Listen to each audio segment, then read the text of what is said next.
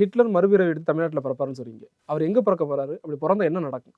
இங்கேயும் ஒரு ஹிட்லர் மறு அவதாரம் எடுப்பார். தமிழ்நாட்டில் எடுப்பார்.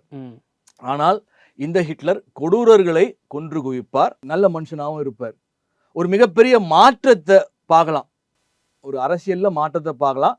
அவரை கொடூரமானவனுங்க, வக்கர புத்தி பிடிச்சவனுங்க அவரை ஹிட்லர்னு கூப்பிடுவானுங்க. இப்போ அவர் பிறக்கலையா?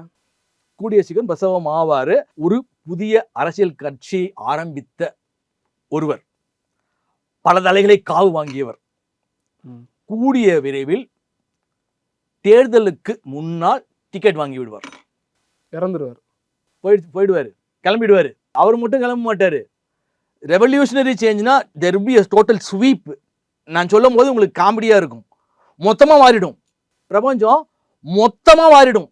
இந்த ஸ்டார்ஸ்லாம் இருக்காங்கல்ல, இந்த ரஜினிகாந்த், கமலஹாசன், அப்புறமா இந்த விஜய், அஜித், நான் சொல்லியிருப்பேன் யாரு குட் பேட் அக்லி தான் கடைசி திரைப்படம்னு சொல்லியிருப்பேன் சார்.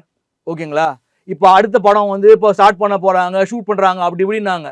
இப்போ ஷூட்டிங் நடக்கும்னு நினைக்கிறீங்களா? இதுக்கப்புறமா இப்போ கேஸ் பிரச்சனை, இப்போ இது வரைக்கும் மக்களுக்கு இப்போதான் லேசா உணர்ந்துருக்கிறான்.